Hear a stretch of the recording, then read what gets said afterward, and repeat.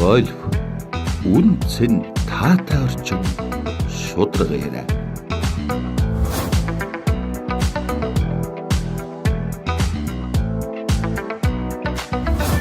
Кофе сонгодог амттай яриа. Бизнесийн нууц амжилтын хөтөлж.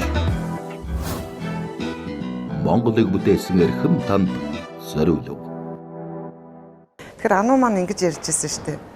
Олон жилийн өмнөх ярилцлагыг юм уншиж байхад надад бурхан хоёр дахь амьдралаа заяасан юм а гэд.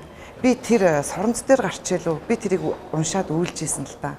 Маш хүнд өвчин тусаад бараг л одоо энэ хүүхэд амьдрахгүй гэж яхад ямар сайхан амьдралыг бурхан өнөөдөр өгөө. Тэгээ өнөөдрийн энэ өндөрлөгт хүрж байгаа энэ бурхан л өгсөн, бурханы өгсөн бэлгэн болов гэж бодсон. Би тэр үед уншаад тэр одоо нийтлэл байлуу юу байлуу үнэхээр би өөрийнхөө хоолой зангираад үлээд тэр үед за Ануучнтайгаа танилцах юмсан, ойртох юмсан гэсэн бодлууд байсан. Тэгээ өнөөдөр сайхан завшаан таарад ингээ ярьцлагандаа урьлаа, маш сайхан хүлээж авлаа. Тэгээ энэ бас хэцүү байсан үеэсээ үзэгчтэй бас нэг цухалсхан те үнэхээр хүн амьдралыг давж болдгийм шүү гэдгийг уучлаарай хүнд биш бол те зүгээр одоо ч ер нь тэгээд хэр аргийн юмд давтагдчихээн дөө нулимс ч бас байнгын урсаад ахаач сүулдэ болдгийм байна.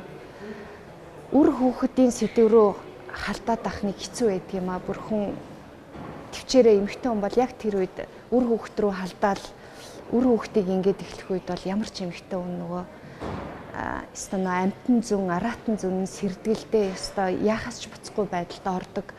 Өөрийнхөө хянах чадвараач бараг ер нь алддаг үр хүүхдийн асуудал дээр тэгээд сонин сэтгүүлийн хувьд яг втэ ер нь энэ яаж нэг ингээ гүцхэндөө яваад ирсэн бэ гэхээр би нэг өөрийгөө ганцаараа зовоод л байна.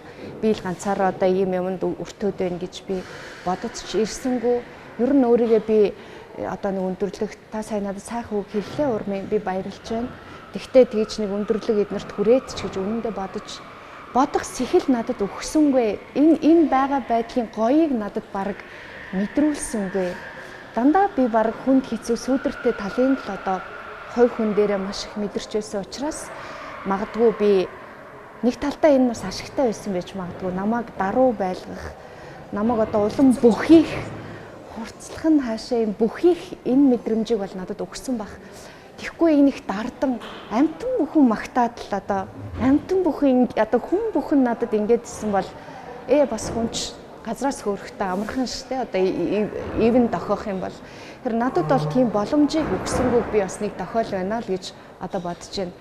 Маш их балбуулж исэн, нүдүүлж исэн энэ байдал бол бас эргээр тусчээ гэж харж байгаа. Хүнд өвдсөний хувьд бол тийм би маш их хүнд өвдөжсэн олон жилийн өмнө. Тэгээд эмнэлгийн хувьд бол би 2-3 сарын настайгаар онцлогдож байсан. Тэгээд нэг л зүйлийг би тэгэхэд ойлгосон тий тухайн үед юу вэ гэхээр нөгөө эмнэлгийн цэхийн амьдруулахын шалан дээр ингээл нэг жил аав ээж хоёроо би ингээд ийм бэлтан шалан дээр амьдруулаад өөрийгөө сахиулаад хэвтэж байгаа юм л да. Тэгээ тэр үед би бодож ирсэн энэ 17-8 нас хүрчээд эцэг эхийнхээ ачийг ч хариулж амжихгүй яг ингээд эд оюутан болсон насан дээрээ би ингэж өвддөг. Эцэг эхийнхээ өмнө л үхэж болохгүй мэн гэдэг би их хатуу ойлголтыг харьцангуй залуухан хүүхэд байхдаа би мэдэрсэн. Тэгэхээр би жаргалгүй байх нь хамаагүй би амьд байх ёстой. Аав ээжийнхээ өмнө гэдэг энэ л ойлголтыг би маш хатуу авсан хүн юм байгаа. Тэгээ одоо хүмүүс тэгдэг аав ээжигээ бараг л одоо зарим хүүхдүүд ингэхгүй бол ингэнд ихгүй бол тэгнгээл ялархаж амьдрал тий айлгаад л энийг би их давсан шүү энэ ойлголт. Та бол өвчнөө бараг өөрөө эдгэцсэн гэж ярьдаг штэ тий яг тэрийг даван туулах сэтгэлийн тэнхээ тэгээ ерөн бол тэр нэг тийм тэр хүнд өвчнийг бол үнэхээр эдгээсэн.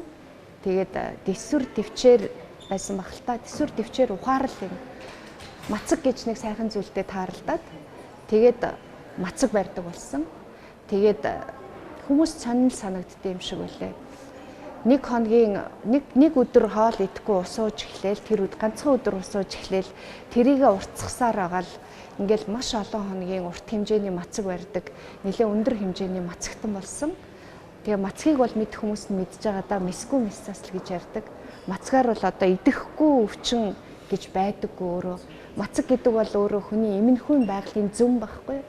Тэгэхээр энэ зөнгөөр л би өөрийгөө 100%, 1000% эрүүлжүүлж чадсан хүн. Тэгээд эмнэлгийн байдлаар бол 2 сар л цаашаа амьдрна. Үр хүүхэдтэй хизээж болохгүй гэж би онцлогдчихсэн. Тэгээ өнөөдөр би 2 сайхан охины ээж. Өнөөдөр одоо би болоод сэтгэлийн хувьд би өөрийгөө эрүүл болгож чадсандаа л би нөгөө бие засахын ухаан гэдэг чинь л энэ юм болоо да гэж боддөг юм да. Тэгээ бие засна гэдэг чинь 10 жил төгсөөл их сургууль төгсөхийг хэлдэг юм байна. Тэ? Энэ бие мах одоо би сэтгэлийн хэмжээнд эрүүл авч явах энэ боловсролыг хэлдэг юм байна гэдгийг л би энэ олон жил мэддэг. Тэгээд энэ ухаанаасаа л хүмүүст одоо хаяа зааж сургадгийн.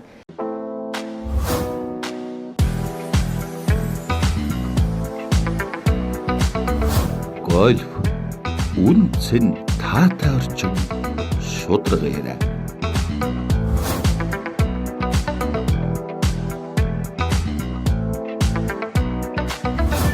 Кофе сонгодог амттай яриа.